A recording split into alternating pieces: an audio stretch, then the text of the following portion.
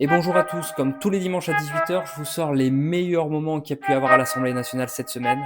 Si vous n'êtes pas encore abonné, c'est le moment de le faire. Pour tous les autres, installez-vous confortablement. On est Le parti. général de Gaulle l'avait dit, en France, la seule et unique Cour suprême, c'est le peuple.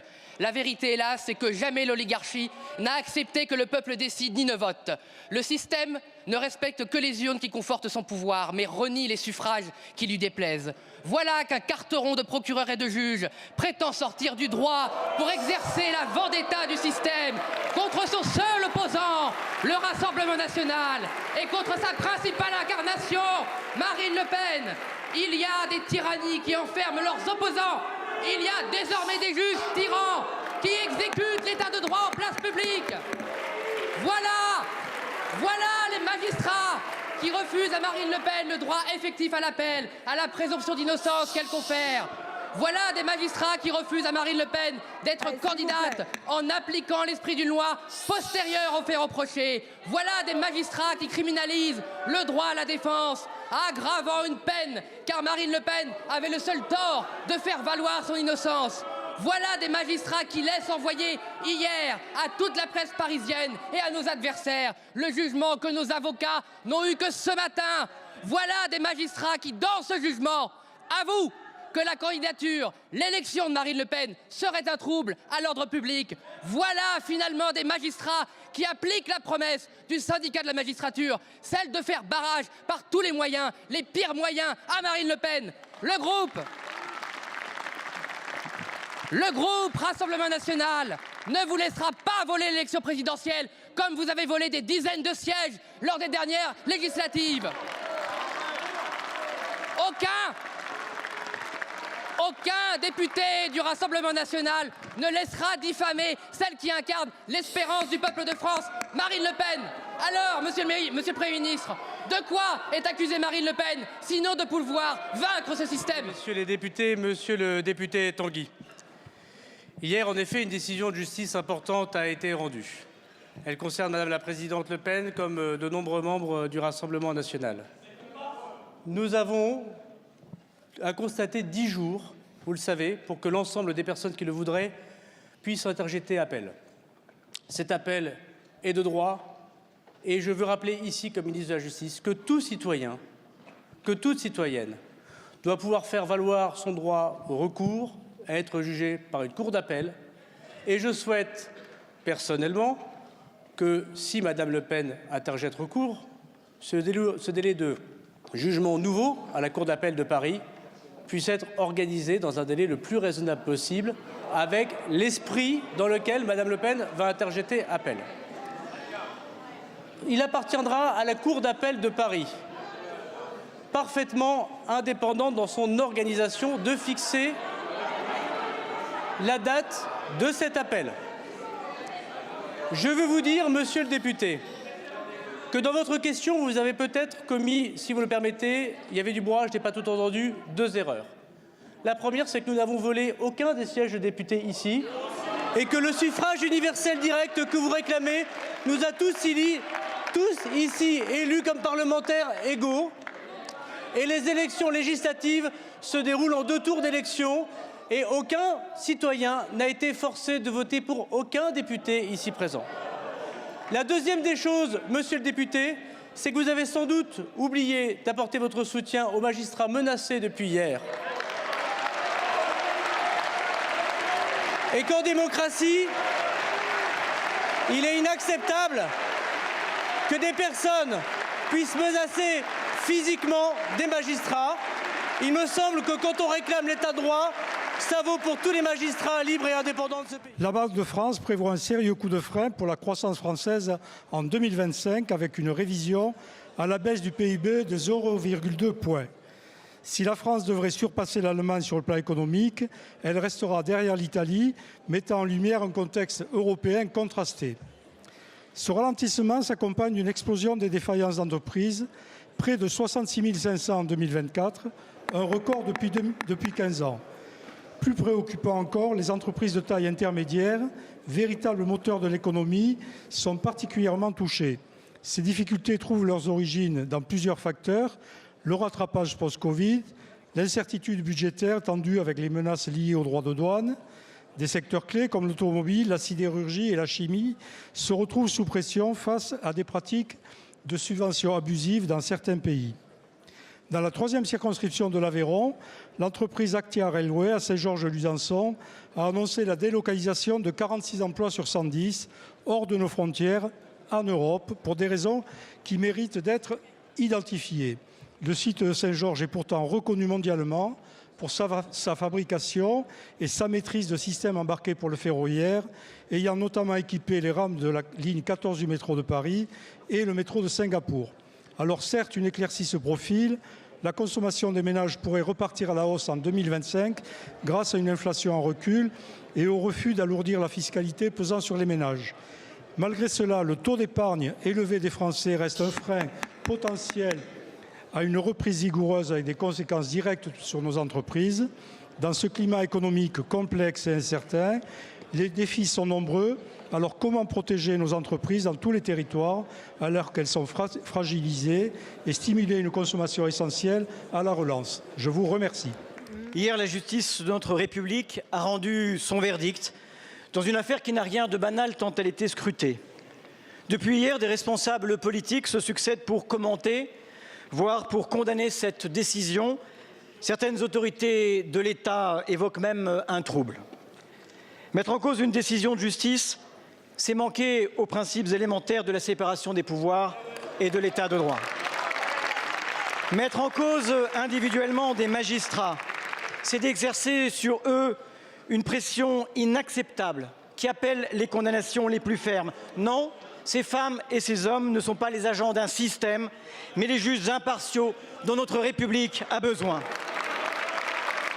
Mettre en cause la loi quand il s'agit de l'appliquer aux puissants, c'est accréditer l'idée qu'il y aurait une justice à 2 vitesses.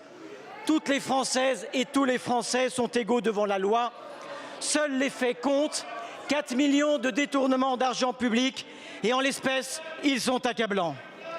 Mettre en scène une opposition entre le peuple et sa justice, c'est emprunter une voie sans issue qui nous conduit hors de l'état de droit, hors de la démocratie, hors de la République. Non, le peuple français n'est pas privé de la souveraineté par des juges qui rendent la justice en son nom. Toutes les manœuvres du monde ne pourront renverser la réalité. Dans cette affaire, un système, des prévenus, un parti et sa chef ont été reconnus coupables. Et la justice, elle, n'est pas sur le banc des accusés. Monsieur le Premier ministre, alors que les attaques contre notre État de droit sont proférées du Kremlin à la Maison-Blanche par les amis de Madame Le Pen, en perçant par certains bancs de cet hémicycle, nous vous demandons aujourd'hui d'exprimer devant la représentation nationale votre soutien inconditionnel. Merci. Ministre, hier, Marine Le Pen a réalisé, et avec elle tous ceux qui se pensaient au-dessus des lois, que face à la justice française, il n'existe aucun privilège, aucun passe-droit pour les hommes et les femmes politiques, y compris les plus puissants. En France, la loi doit être la même pour toutes. Le clan Le Pen a volé, le clan Le Pen a été condamné. Jean-Marie Le Pen a mis en place un système organisé pour détourner massivement de l'argent public. Dans les pas de son père, Marine Le Pen a poursuivi, optimisé ce système. Au total, ce sont 4,1 millions d'euros, 4,1 millions d'euros qui ont été détournés pendant 11 ans.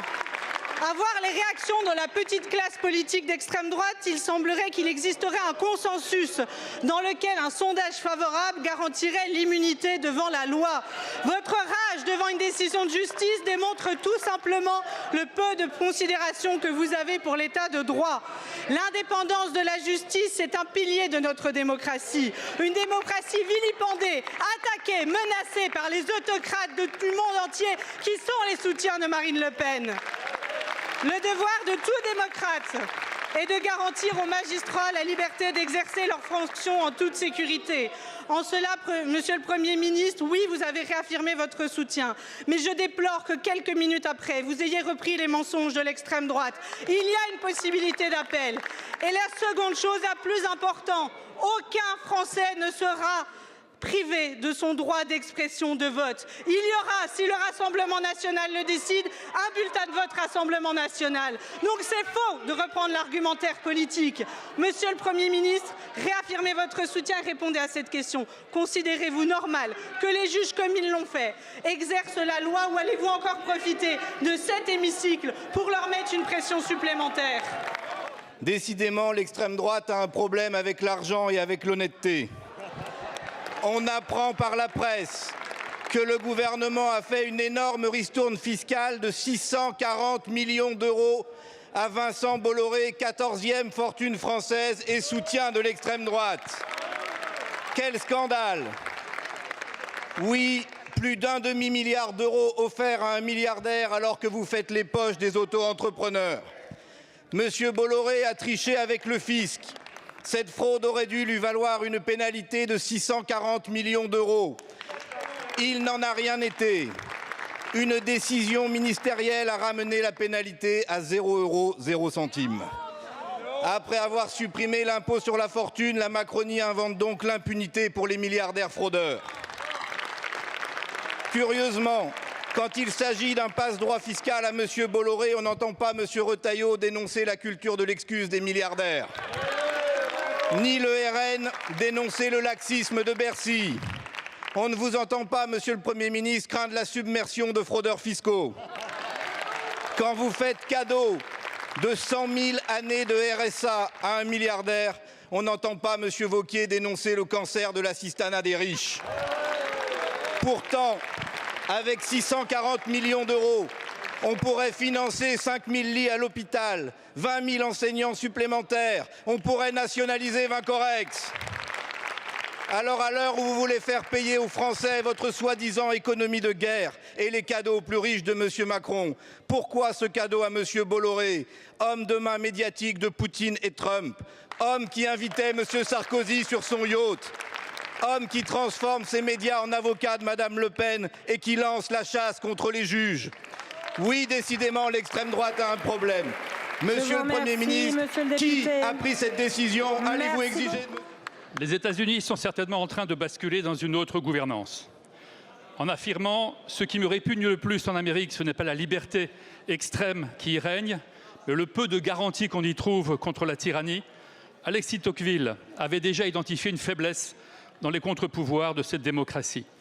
Avec mes collègues Franck Riester et Nathalie Oziol, nous avons mené une mission à Washington au nom de la Commission des Affaires étrangères.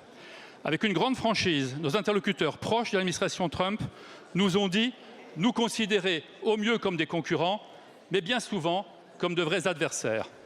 Tout y est fait à présent pour nous déstabiliser et nous affaiblir.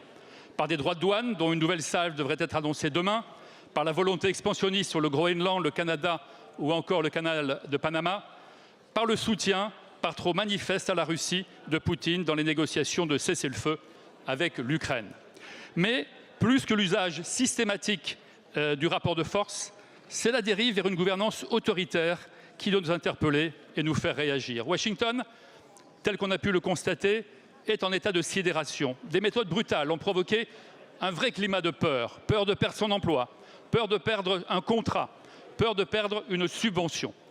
Et puis, il y a la dévitalisation de l'état de droit, avec des attaques frontales contre les juges, aux prises avec aujourd'hui 135 procédures judiciaires engagées contre l'administration Trump. Enfin, ce sont nos valeurs et notre identité qui sont à présent menacées, notamment par le courrier reçu par plusieurs entreprises françaises leur demandant de renoncer à leur politique de diversité et d'inclusion. Il s'agit là d'une ingérence inacceptable dans notre souveraineté et une attaque directe à notre modèle républicain, à nos modèles de lutte pour les libertés publiques, à la lutte contre le racisme et le sexisme ou encore à l'égalité des chances. Merci. Monsieur le ministre, quelle est la réponse que la France entend apporter face aux attaques directes sur notre modèle républicain? Tout d'abord, Monsieur le ministre de la Justice, vous ne pouvez pas être sans savoir que nous avons condamné fermement et tout de suite les menaces qui étaient faites à l'égard des juges. Je vous remercierai de ne pas faire croire l'inverse. Hier, Hier, une décision politico-judiciaire a interdit à la favorite de l'élection présidentielle de se présenter au suffrage des Français, traduisant la volonté ouvertement revendiquée par la juge en charge. Alors, dans une démocratie normale, interjeter appel, ce qui a été fait aujourd'hui même à midi, annule la décision de première instance et rétablit à tout justiciable la présomption d'innocence. Cela vaut donc pour tout le monde, sauf pour Marine Le Pen. 4 ans de prison, dont 2 fermes. Quand un ancien magistrat qui prostituait sa fille de 13 ans s'en tire, lui, avec 3 ans avec sursis. Est-ce de la justice? Pas d'enrichissement personnel, pas de corruption, incapable de la moindre récidive puisqu'elle n'est ni présidente de parti, ni députée européenne. Marine Le Pen est aujourd'hui condamnée parce qu'elle est Marine Le Pen. Entre 2 déclarations d'amour à l'ancienne candidate d'extrême gauche Eva Joly, Madame de Pertuis explique même que le seul fait de se défendre et d'exercer son droit fondamental est un motif de condamnation à l'exécution provisoire. Elle ajoute que la seule candidature de Marine Le Pen devant les Français constituerait, je cite, un trouble à l'ordre public, oubliant peut-être qu'elle doit rendre sa décision au nom du peuple. L'état de droit est bafoué, les recours effectifs sont anéantis, la liberté des électeurs, pourtant rappelée la semaine dernière par le Conseil constitutionnel, est annihilée. Mes chers collègues, êtes-vous devenus déraisonnables? Ne voyez-vous pas ce que cela veut dire? Ne voyez-vous pas ce qu'il se passe? Ça n'est plus de la justice, c'est de la politique. Alors, à ceux qui désespèrent, comme à ceux qui croient nous abattre, ne soyez certains que d'une seule chose, cette attaque est un moteur supplémentaire dans notre combat pour la France et les Français. Alors, ma question, Monsieur le Premier ministre, est la suivante. Quelle sera la légitimité du président élu lors de cette élection, lorsqu'une décision d'appel relaxera Marine Le Pen? Et à ce moment-là, Monsieur Bayrou, que restera-t-il de la démocratie? Où va la politique énergétique de notre pays? Mise à l'écart de la représentation nationale sur la définition de la programmation pluriannuelle de l'énergie. Fin du dispositif ARENH au 1er janvier 2026. Menace de la Commission européenne et de l'autorité de la concurrence sur l'avenir des tarifs réglementés. Limogeage du PDG d'EDF sous la pression des industriels électro-intensifs. Vous conviendrez que la plus grande opacité règne sur les choix énergétiques que compte prendre notre pays dans les mois qui viennent. Les incertitudes sont encore plus grandes quant à l'avenir de notre système électrique. N'est-ce pas pourtant l'outil le plus fondamental pour accélérer la décarbonation et la réindustrialisation? Comme partout en France, les artisans, PME et communes de ma circonscription du Puy-de-Dôme ont souvent payé très cher ces dernières années l'envolée des prix de l'électricité. Ils s'interrogent aujourd'hui sur la conduite à tenir. Notre pays a besoin d'un cap clair pour construire son avenir énergétique. Nous connaissons pourtant ce qui fonctionne très bien et dans l'intérêt de tous. Un grand service public de l'électricité construit autour d'EDF avec des prix réglementés, accessibles à tous, basés sur les coûts nationaux de production et d'acheminement de l'électricité, je dis bien nationaux. C'est la seule voie pour sortir de l'instabilité actuelle, pour rassurer les entreprises, les collectivités publiques, mais aussi les familles de notre pays et sécuriser à long terme les investissements pour produire une électricité décarbonée. Monsieur le ministre, êtes-vous prêt à vous engager dans cette direction? Le gouvernement auquel vous appartenez nous avait promis la plus grande fermeté face à l'hostilité du régime algérien. Pourtant, les provocations et les humiliations se multiplient. Je pense à notre compatriote Boualem Sansal, qui vient d'être condamné à 5 ans de prison.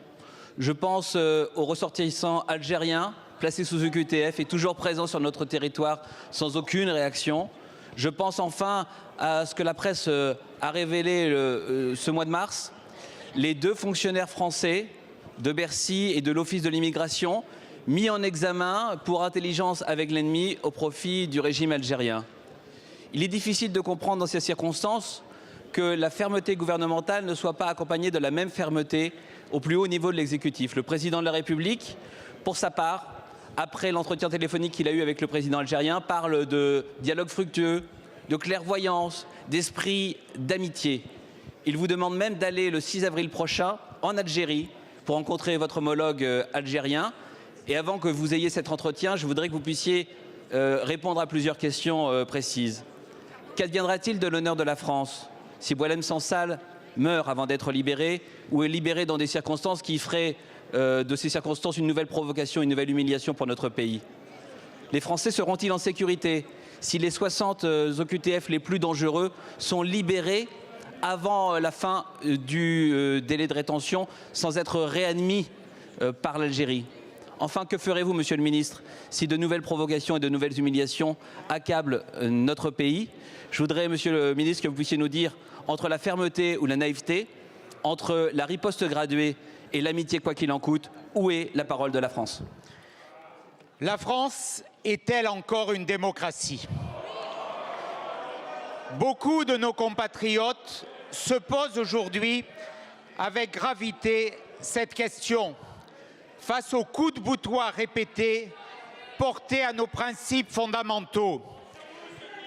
Le candidat de l'opposition, largement favori de l'élection présidentielle de 2017, François Fillon, éliminé.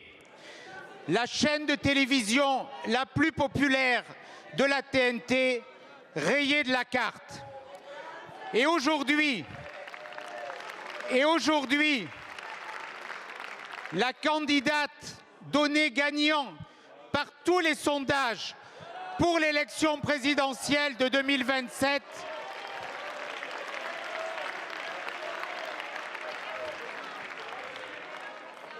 que certains veulent et tentent d'empêcher de se présenter. Je veux aujourd'hui dire tout mon soutien à Marine Le Pen dans ces conditions. Ce qui se passe est d'une gravité extrême. Alors que le pouvoir exécutif n'exécute plus rien, alors que le pouvoir législatif ne légifère sur rien, nous observons la prise de pouvoir de l'autorité judiciaire. Le gouvernement des juges s'installe contre le peuple souverain. D'éminents juristes, pourtant opposés à Marine Le Pen, ont fait entendre leur inquiétude. L'exécution provisoire installe une peine de mort politique. Monsieur le Premier ministre, notre groupe portera donc dans sa niche de juin une proposition de loi pour supprimer l'exécution provisoire pour les peines d'inéligibilité. Nous voulons savoir aujourd'hui quel sort votre... Monsieur le député, vous avez... Le fait de chercher à jeter le discrédit publiquement par acte, parole, écrit ou image de toute nature sur un acte ou une décision juridictionnelle dans des conditions de nature à porter atteinte à l'autorité de la justice ou à son indépendance est puni de 6 mois d'emprisonnement et de 7 500 € d'amende. Cet article du Code pénal a l'air d'avoir échappé à certains, mais vous me direz, ils ne sont plus à ça près. Car depuis hier, nombre de réactions se sont fait entendre, en premier lieu celle de l'extrême droite mondiale qui dénonce une décision de justice qualifiée de politique. Poutine, Musk, Orban sont d'ailleurs les premiers qui crient au scandale démocratique. S'en est suivi un déferlement de réactions dangereuses et populistes de la part de tout l'état-major du Rassemblement national. Et au milieu du bruit et de la fureur, votre gouvernement est resté bien silencieux, pire, troublé. Monsieur le ministre, alors que le pouvoir judiciaire n'aura jamais été autant attaqué, il est inquiétant de ne pas vous entendre le défendre. Alors redisons-le avec force.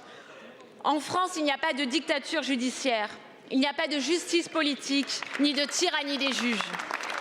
Car dans un état de droit, la loi s'applique sans privilège. Et aucun sondage, aucune intention de vote ne saurait vous donner un totem d'impunité. Alors, monsieur le garde des Sceaux, allez-vous prendre la mesure de la rupture qui s'opère dans notre pays? Rupture qui, outre-Atlantique, a conduit à l'assaut du Capitole. Entendez-vous protéger les magistrats des attaques incessantes de l'extrême droite? Protéger nos institutions et finalement les fondements de notre République. Protéger des juges qualifiés de mollahs du droit qui incarnent l'indépendance de la justice. Monsieur le garde des Sceaux, vous annoncez des délais raisonnables. Serait-ce alors une justice d'exception? Levez les troubles sur la position de votre gouvernement. Merci un seul tweet beaucoup, ne suffira pas. En application du décret du 25 février 2021 relatif à la réforme des structures des urgences, était prévue dans chaque ARS la création d'un comité régional consultatif d'allocation des ressources relatives aux activités d'urgence, dit CARU. Chacun d'entre eux est notamment chargé d'examiner la situation des services d'urgence de chaque hôpital et de se prononcer sur leur maintien en l'état ou leur transformation en antenne médicale d'urgence ou en antenne SMUR, sur la base de critères de fréquentation et de disponibilité médicale. Madame la ministre, je voudrais vous interpeller à partir de l'exemple de l'hôpital de Vitry-le-François dans la Marne que vous connaissez étant vous-même marnaise. En effet, le service d'urgence du centre hospitalier de Vitry-le-François se voit menacé par une transformation de son service d'urgence en AMU, ce qui signifie la fermeture de ce service la nuit. Cette décision aurait pour conséquence d'accentuer la concentration d'activités vers les centres hospitaliers régionaux, au détriment surtout des hôpitaux concernés, des petites et moyennes villes et des zones rurales, entraînant une perte de chance de survie pour tous nos concitoyens victimes d'AVC, de crise cardiaque et ou d'accidents graves. Aussi, Madame la Ministre, envisagez-vous de donner des instructions aux ARS pour maintenir les services d'accueil des urgences 24 heures sur 24 afin que l'ensemble des habitants des zones rurales et de petites villes puissent continuer à avoir accès aux soins et maintenir l'égalité de nos concitoyens devant l'accès aux soins? Il y a seulement quelques semaines, suite à un terrible assassinat en Corse, mon collègue Michel Castellane est alerté dans cet hémicycle sur l'emprise des réseaux criminels sur l'île, dont les méthodes finissent inéluctablement par semer la mort. Depuis, 2 nouveaux assassinats y ont été commis. Parmi ceux-là, je voulais évoquer celui de Pierre Alessandre, agriculteur et syndicaliste agricole, il y a 15 jours, un crime de trop sur notre île. Pendant plusieurs jours, l'émotion a dominé, mais l'heure est venue d'agir. Car sans préjuger des suites de l'enquête, disons-le, cet assassinat est très lourd de sens. Pierre Alessandre dénonçait depuis longtemps des dérives comme le déclassement de terres agricoles au profit de projets immobiliers. Son exploitation avait été incendiée en 2019 et il se savait encore menacé. Ce nouveau drame précédé de pression illustre parfaitement les méthodes du crime organisé. Intimidation, menaces et puis l'irréparable. Je tiens à saluer, Monsieur le Ministre, votre engagement et celui du gouvernement dans la lutte contre le crime organisé. La loi que nous nous apprêtons à voter, ainsi que vos annonces spécifiques à la Corse au mois de février dernier, sont un message fort, un message très fort. Je vous en remercie. Mais ces mesures ne seront pleinement efficaces que si la prévention devient une priorité, sans quoi l'emprise du crime perdurera. Il faut mieux prendre en compte les intimidations, qu'elles soient insidieuses ou spectaculaires, pour briser le pouvoir de la peur, en Corse comme ailleurs. C'est face à ces pressions répétées, l'assassinat d'un syndicaliste agricole et lanceur d'alerte nous rappelle que le rappel. Je vous remercie. Avec votre projet de loi simplification de la vie économique, vous trumpisez la vie politique française, où seul le facteur économique est mis en avant en opposition totale à l'écologie. Vous offrez une véritable tribune aux climato-sceptiques. Comme le Doge de Musk aux États-Unis, Monsieur le Ministre, vous et votre ministère êtes à la botte des lobbies agro-industriels. En 3 jours de débat a été votée la suppression d'une trentaine de commissions, dont l'Agence de la transition écologique, l'Office français de la biodiversité ou encore les conseils économiques, sociaux et environnementaux régionaux, pour ne citer qu'eux.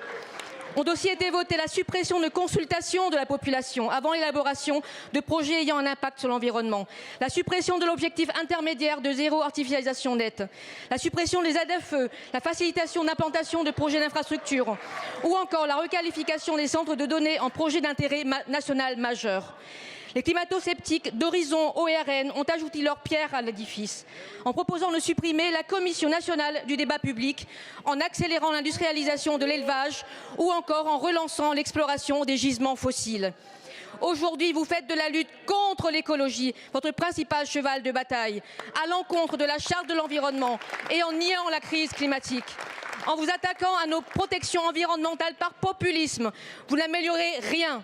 Ni le pouvoir d'achat, ni notre balance commerciale, ni l'économie de nos TPE-PME. Votre politique est un mirage dangereux où vous affaiblissez les contre-pouvoirs et où vous restez du côté des élites économiques et des industries polluantes qui font qu'accroître les inégalités. Monsieur le ministre, rangez votre tronçonneuse.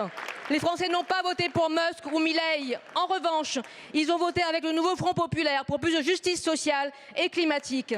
Monsieur le ministre, assumez-vous pleinement cette politique de régression. Quel est le rapport entre la simplification économique de ce projet de loi et la liquidation du droit de l'environnement dont il est réellement question? Gaza se meurt sous nos yeux. Réponse légitime, offensive ciblée, riposte graduée. Que de circonvolutions, pour ne pas dire massacre organisé et risque de génocide contre le peuple palestinien. Jour après jour, les bombes pleuvent sur une population affamée et assiégée. Depuis la reprise des bombardements à Gaza, on dénombre plus de 1000 morts, dont 300 enfants. Pour certains, ce ne sont que des chiffres. Pour d'autres, ce sont des familles entières rayées de la carte. Dans ce chaos, les otages israéliens que Tel Aviv prétend vouloir sauver risquent aussi d'être tués par les frappes de Tsahal. Pour reprendre les mots de Dror Michani, écrivain israélien, le 7 octobre a fait de notre pays une société obsédée par la vengeance. Et c'est bien cela qu'incarne le gouvernement Netanyahou. Non pas la sécurité, mais la vengeance aveugle. Une vengeance qui s'étend désormais au Liban, frappée à nouveau dans un mépris total des cessez-le-feu et une fuite en avant qui menace d'embraser toute la région. Ce même gouvernement, désavoué par son propre peuple, où des foules immenses manifestent chaque jour en compagnie des familles des otages, suppliant pour un cessez-le-feu.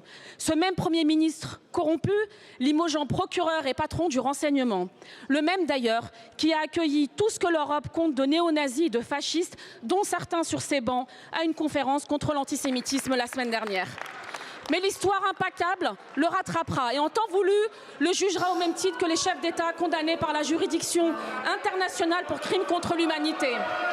La France, quant à elle, appelle à la retenue, édite des communiqués de presse et distribue des éléments de langage comme on distribue des pansements sur des cadavres.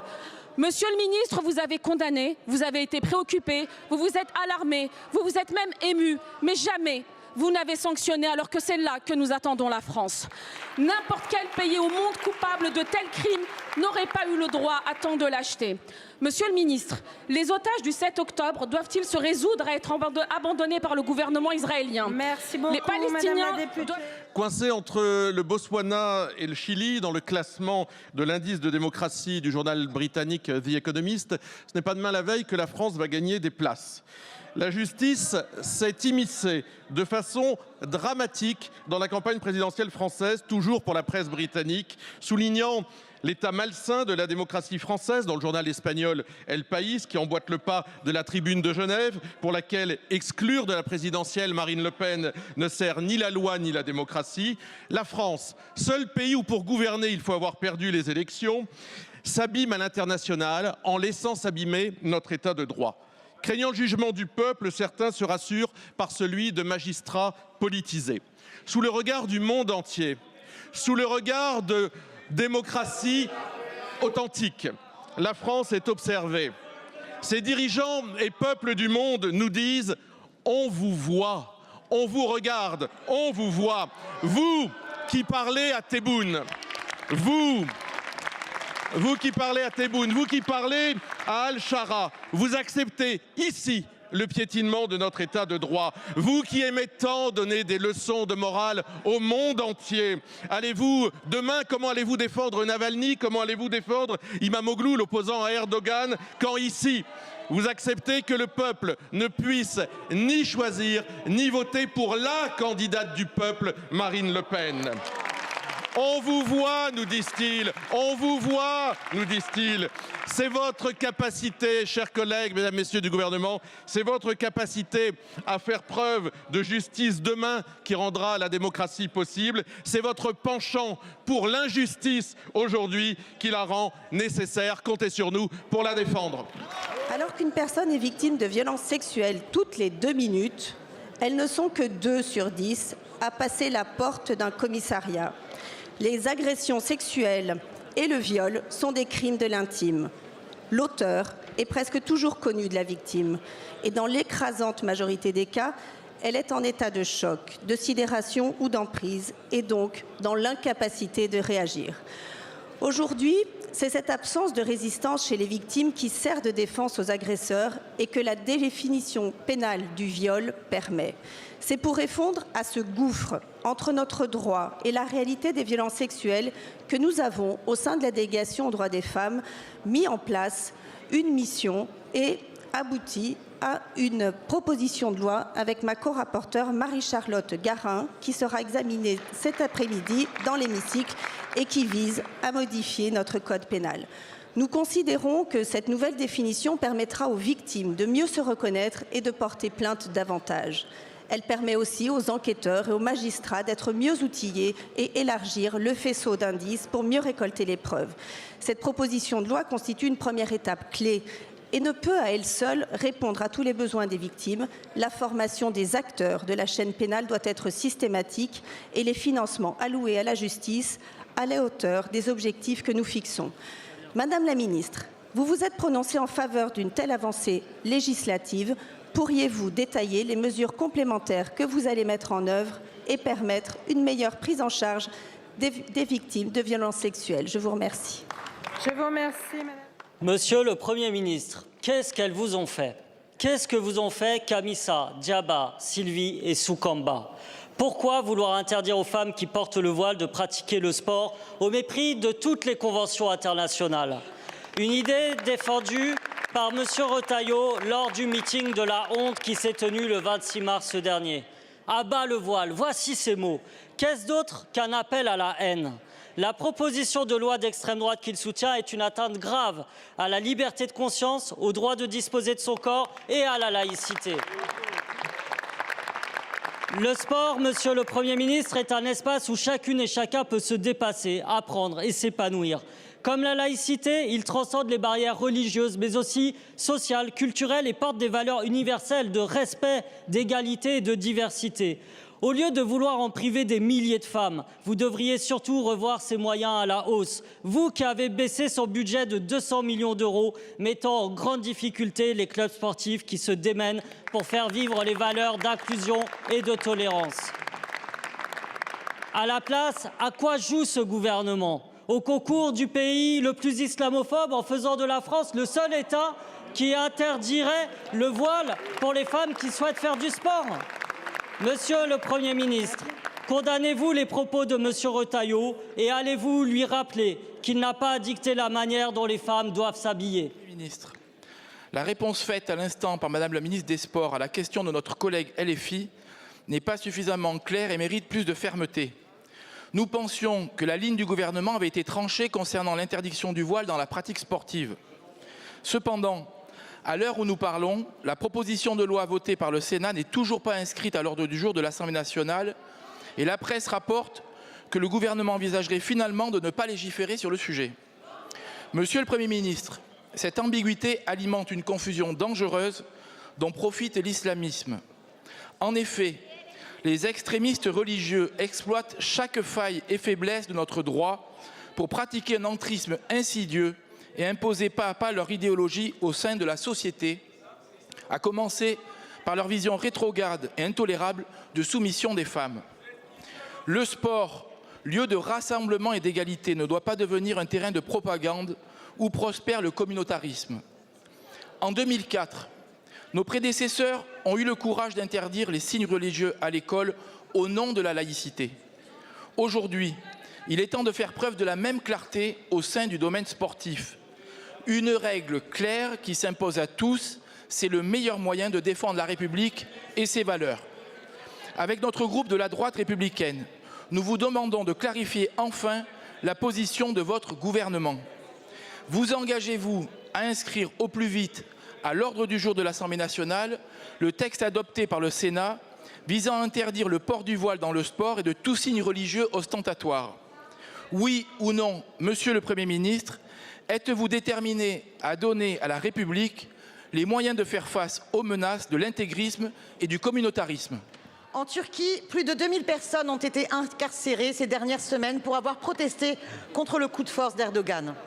Après avoir destitué des dizaines de maires kurdes, emprisonné des milliers d'élus, journalistes, militants, intellectuels depuis des années, le régime s'attaque désormais au maire d'Istanbul, Imamoglu, incarcéré avec une centaine de membres de son parti, juste avant sa désignation comme candidat à la présidentielle face à Erdogan, suite au vote de 15 millions de citoyens dans une primaire. Mais le peuple résiste. Plus de 2 millions de personnes ont manifesté. Je salue le courage de la mobilisation étudiante malgré la répression. En février dernier, une déclaration historique du leader kurde Öcalan ouvrait une voie possible de paix et de démocratie. Mais le régime a décidé d'intensifier sa répression. Face à cette escalade autoritaire, la France doit interpeller la Turquie pour la libération de tous les prisonniers politiques et le respect des droits démocratiques. Il faut aussi exiger que la Turquie cesse ses attaques au mépris du droit international contre le territoire syrien du Rojava, au modèle exemplaire féministe, démocratique et pluraliste qui lutte contre Daesh. L'alliance Trump-Poutine exige de repenser notre stratégie politique, géopolitique, en la fondant sur une vision émancipatrice du monde. Est-ce parce que la Turquie représente la deuxième plus grande armée de l'OTAN avec une solide industrie d'armement et que l'Union européenne lui délègue sa politique migratoire que la France et l'Europe ferment les yeux sur cette dérive totalitaire? Ce serait là un enterrement des principes que nous voulons défendre sur la scène internationale, une impasse, une faute. Monsieur le ministre, vous avez, tout comme le président de la République, dénoncé ces atteintes graves à la démocratie en Turquie. Les médias turcs annoncent que vous recevez aujourd'hui le ministre turc des Affaires étrangères. Quelle pression comptez-vous engager pour soutenir le peuple turc mobilisé et déterminé pour la démocratie, les droits humains et la paix? Ma question s'adresse à Monsieur le ministre de l'Aménagement du Territoire et de la Décentralisation de France. Monsieur le ministre, hier, le 1er avril 2025, le RSA, allocation supportée financièrement par le Conseil départemental, a été revalorisé à la hauteur de 1,7 %. Cette revalorisation s'inscrit dans une dynamique des dépenses sociales supportées par les conseils départementaux qui sont en première ligne pour financer et garantir la solidarité de nos territoires. 72 conseils départementaux annoncent ne pas vouloir reverser à la CAF cette revalorisation car ils estiment que cette hausse s'additionne à d'autres mesures impactant directement les finances départementales. En 3 ans de dépenses, les supplémentaires sont estimés à 3 milliards d'euros. Dans une situation budgétaire tendue que nous connaissons, tout le monde peut comprendre qu'il faille une responsabilité mutuelle face à des nécessaires économies sur les finances publiques. Les départements ont pris leur part avec le PLF 2025 à la hauteur de 900 millions d'euros. Vous comprendrez bien que cette revalorisation est mal acceptée quand on prend en compte d'autres décisions. Je pense au gel du reversement de la TVA, je pense à la progression des cotisations de la CNACL ou l'extension de la prime Ségur. En outre, la démographie française laisse penser à une forte augmentation des bénéficiaires de l'allocation pour les personnes âgées dans les années à venir. Monsieur le ministre, bon nombre de départements ont déjà des difficultés financières. Vous le savez par votre parcours d'élu et par rapport au nombre de départements en difficulté. Dans ces conditions, la question d'un financement pérenne est posée. Il a été annoncé une mise en place d'un comité des financeurs dans les prochaines semaines. Quel engagement concret le gouvernement est-il prêt à prendre? Je vous remercie. Le budget 2025 prévoit une réduction de 50 millions d'euros des aides au poste pour les structures d'insertion par l'activité économique, soit 11 000 parcours d'accompagnement en moins pour les personnes les plus éloignées de l'emploi. Par ailleurs, le financement de la formation professionnelle des salariés en parcours subit elle aussi une baisse de 30 millions d'euros alors qu'elle était déjà réduite de 10 millions en 2024. Avec cette coupe budgétaire qui vise la formation, c'est le cœur de l'action de l'IAE qui est touché et notamment tout le travail accompli en direction des secteurs en tension. Depuis le début de l'année, ces structures ont financé des formations professionnelles sans avoir d'engagement de remboursement rétroactif par les OPCO. C'est donc l'ensemble du secteur qui tire aujourd'hui la sonnette d'alarme car l'équilibre financier de ces structures est directement menacé si elles n'obtiennent pas ces remboursements. À ces difficultés s'ajoute la baisse du soutien des collectivités territoriales, elles-mêmes confrontées à des réductions de dotations et par les retards dans les versements des fonds européens. La Fédération des entreprises d'insertion fait déjà état de 35% de structures en difficulté financière. Dans mon département de l'Ariège, ce sont près de 92 emplois qui sont clairement menacés à court terme par les difficultés d'une entreprise d'insertion. Alors même que le chômage repart à la hausse avec une augmentation de 3,9% des demandeurs d'emploi fin 2024, cet engagement de l'État est incompréhensible. Madame la ministre, face à l'urgence sociale et aux difficultés croissantes du secteur de l'IAE, comment justifiez-vous ces coupes budgétaires qui menacent directement la pérennité de nombreuses structures et fragilise notre modèle d'insertion. Quel message envoyez-vous aux 4 600 structures concernées et aux 300 000 personnes qu'elles accompagnent? Enfin, quelles mesures le gouvernement envisage-t-il pour préserver ces structures qui ont montré toute leur efficacité dans l'accompagnement vers l'emploi des personnes qui en sont le plus éloignées? Madame la ministre, je souhaite vous réalerter sur un dysfonctionnement lourd de conséquences, celui des enseignants absents non remplacés dans nos écoles. Je parle ici en mon nom et la situation de beaucoup trop d'établissements de ma circonscription du Val d'Oise en est une illustration, à Hermont, à Aubonne, à Saint-Leu-la-Forêt, à Saint-Prix. Mais je parle aussi au nom de mon groupe Horizon, dont tous les députés reçoivent les mêmes alertes semaine après semaine, tout comme d'ailleurs de nombreux collègues ici dans cet hémicycle en vérité, quelle que soit leur sensibilité politique, parce que ce sujet traverse tous les territoires. Nos remontées sont constantes, Madame la Ministre. Des heures de cours perdues, des semaines sans enseignement, des enfants au niveau qui dégringolent, des familles inquiètes et des enseignants qui sont épuisés. J'ai grandi dans l'école publique et cette école publique, elle m'a beaucoup donné parce que l'école, ce sont des fondations. Des fondations pour bâtir son avenir. L'école est ce que la République a de plus précieux à offrir à chaque enfant, un savoir, un cadre, une chance. Et s'il ne devait y avoir qu'une priorité, ce serait celle-ci. Aujourd'hui, je ne reconnais plus cette école. Et pourtant, Madame la Ministre, chacun fait ce qu'il peut. Les chefs d'établissement s'organisent, les élus, les maires, les enseignants eux-mêmes redoublent d'efforts. Les directeurs académiques composent, les rectorats font avec des moyens contraints. C'est loin d'être la première fois que j'interpelle votre ministère sur ce sujet. J'ai déjà posé cette question ici, publiquement, à plusieurs reprises. Et si je reviens devant vous aujourd'hui, c'est parce que malgré les constats partagés et les intentions affichées, rien ne s'est amélioré sur le terrain. Cette réalité ne peut plus être traitée comme un dysfonctionnement ponctuel. Ce que nous vivons est une crise structurelle, une crise profondément ancrée, notamment dans la manière dont l'éducation nationale gère ses ressources humaines. Madame la ministre, que comptez-vous faire concrètement et sans délai pour garantir ce qui devrait être une évidence, un professeur devant chaque classe? Merci. Depuis lundi, la justice de notre pays est la cible de violentes charges remettant en cause son impartialité.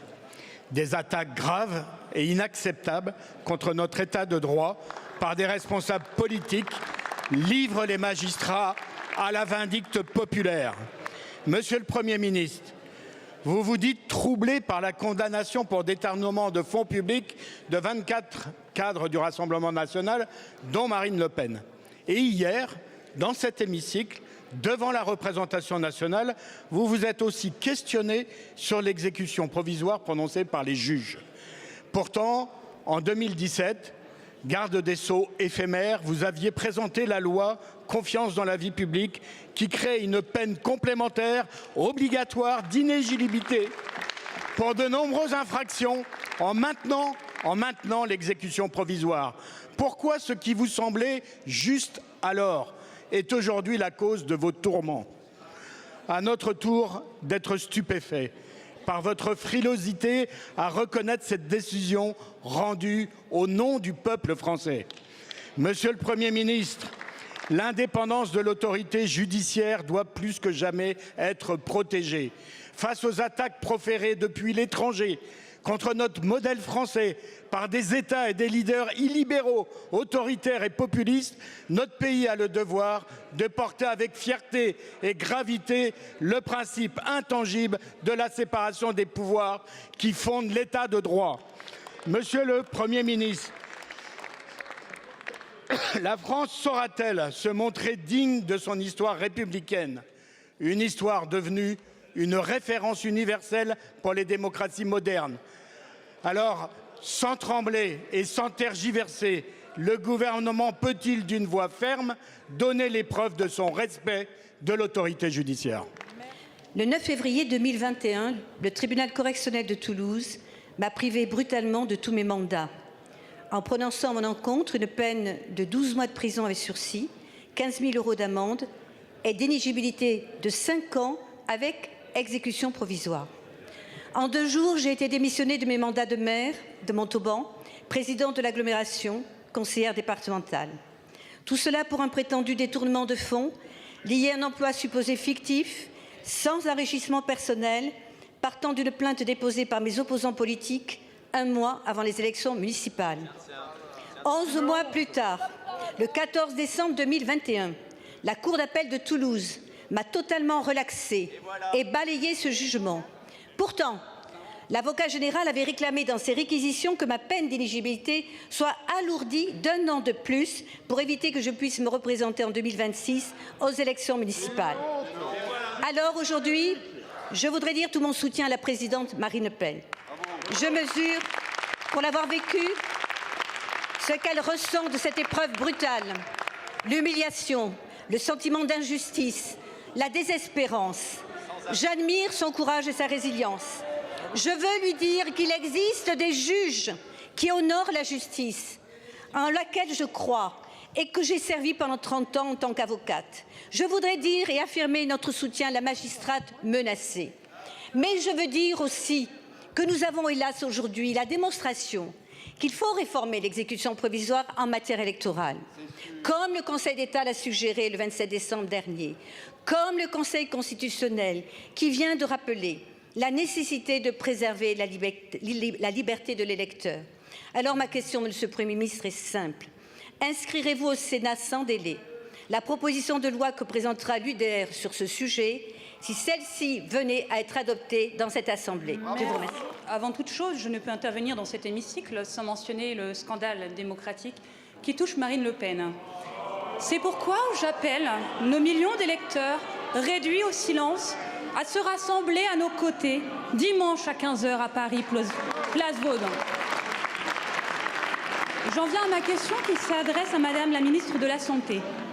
En 2025, se soigner en France est devenu un cauchemar. Trouver un rendez-vous médical, un exploit. Obtenir un traitement, un parcours de combattant. Et je ne parle pas de simples médicaments dits de confort, mais bien de traitements vitaux.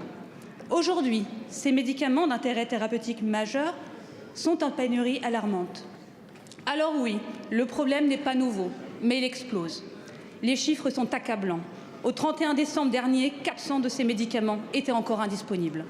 Pendant que nos patients peinent à obtenir leur traitement, ces mêmes médicaments restent disponibles ailleurs dans le monde. Pourquoi certains pays sont-ils livrés pendant que la France subit des pénuries? Les pharmaciens n'en peuvent plus. Chaque semaine, ils passent des heures à appeler confrères, grossistes et laboratoires pour tenter de trouver ces traitements essentiels. Ils sont à bout. Il faut revaloriser le prix des médicaments pour garantir leur disponibilité. Il faut donner à l'ANSM les moyens de sanctionner les laboratoires qui ne respectent pas leurs obligations. Il faut mettre fin à cette absurdité où malades et professionnels de santé doivent quémander les traitements vitaux. Un exemple frappant. La semaine dernière, un professionnel de santé m'a alerté sur le cas de Marie-Laurence, l'une de ses patientes. Elle souffre d'une maladie nécessitant du Praluent, un médicament non substituable commercialisé en France. Et pourtant, aucune pharmacie de mon département ne peut lui en fournir. Ce médicament est introuvable depuis plus de 2 mois. Son état se dégrade. Dans quelques semaines, elle perdra définitivement l'usage de ses jambes. Le Praluent peut sauver sa mobilité. Son absence la condamne au handicap. Madame la ministre, combien de Marie-Laurence devront nous voir souffrir avant que le gouvernement ne prenne enfin des mesures fermes, mais surtout efficaces? Monsieur le ministre, dans quelques heures, le président des États-Unis d'Amérique va annoncer de nouveaux droits de douane envers ses principaux partenaires commerciaux. Même si nous n'en connaissons pas encore les modalités, droit universel ou droit réciproque, tout porte à croire qu'il s'agira d'une véritable déclaration de guerre commerciale faite à nos entreprises, nos viticulteurs, nos agriculteurs, nos artisans, nos industries. Comme dans toute guerre, malheureusement, la guerre commerciale fait des victimes. Elle détruit des vies. Elle détruit la vie des consommateurs via l'inflation, à travers des prix plus élevés, ce qui donne des fins de mois plus difficiles à boucler, qui a des moins de moyens pour vivre dignement. Elle détruit aussi la vie des producteurs qui ont mis toute leur passion, un travail acharné et aussi du capital dans leur entreprise et qui ne pourront plus exporter leurs produits, ce qui entraînera la perte de leur outil de travail, la passion d'une vie, mais aussi derrière, malheureusement, des milliers d'emplois détruits et des territoires sinistrés. Alors, Monsieur le Ministre, parce que nous partageons avec les États-Unis d'Amérique une longue histoire d'amitié, parce que nous nous sommes toujours aidés dans les moments difficiles de la bataille de Chesapeake jusqu'aux plages de Normandie, parce que nous pensions partager les mêmes valeurs, celles du monde libre, parce qu'il serait absurde de se lancer dans une guerre commerciale qui ne ne ferait que des victimes de cette part comme de l'autre de l'Atlantique. Monsieur le ministre, que compte faire le gouvernement pour éviter de se lancer dans une guerre commerciale, pour éviter toute surenchère et surtout pour protéger les consommateurs et les producteurs français et européens? Je vous remercie.